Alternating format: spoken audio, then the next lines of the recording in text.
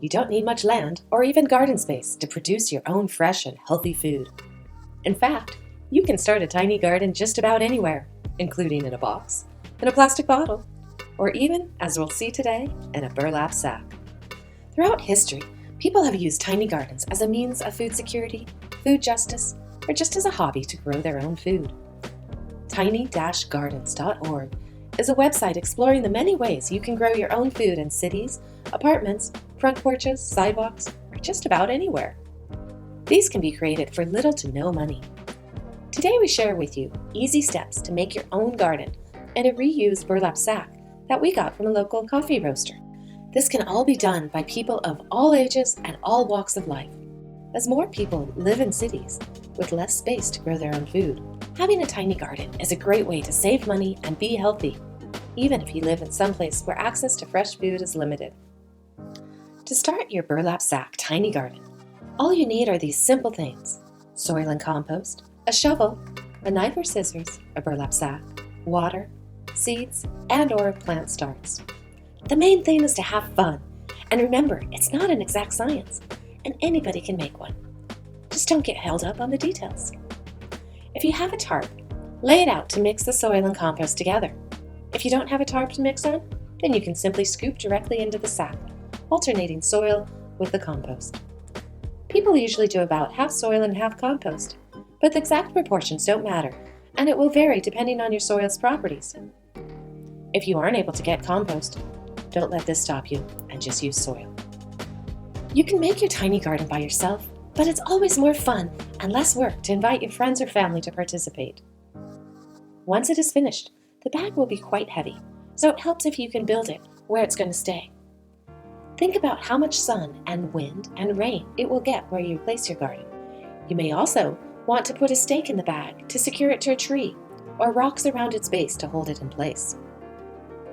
Occasionally, as you're filling up your sack, shake it so that the soil mix will settle into the bag completely and fill any gaps. This will also help to get the bag to stand up on its own. Fill the sack about half full and then add enough water with a hose or water can so that all of the soil is quite moist. Alternate adding soil and water layers until the bag is nearly filled to the very top. Once you fill the bag, water once more.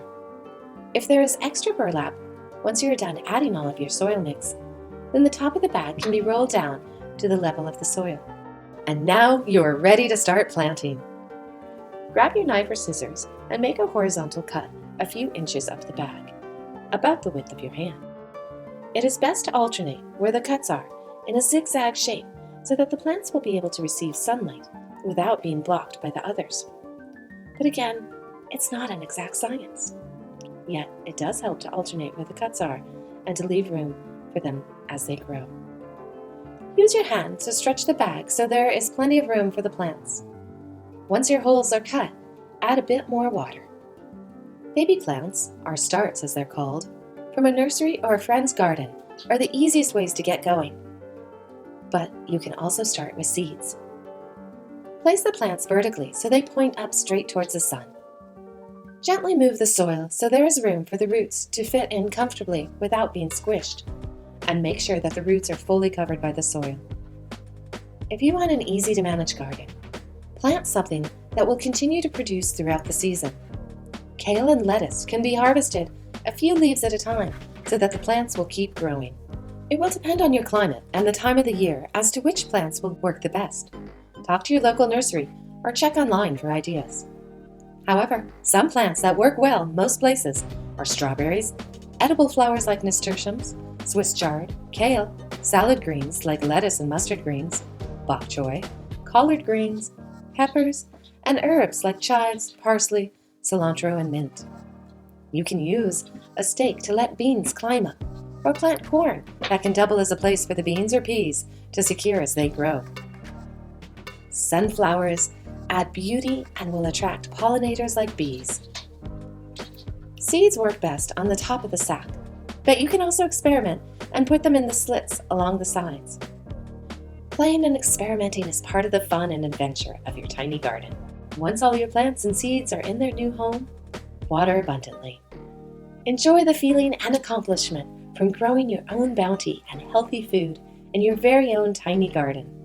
Share with friends how they can make their own, and watch the tiny garden revolution grow.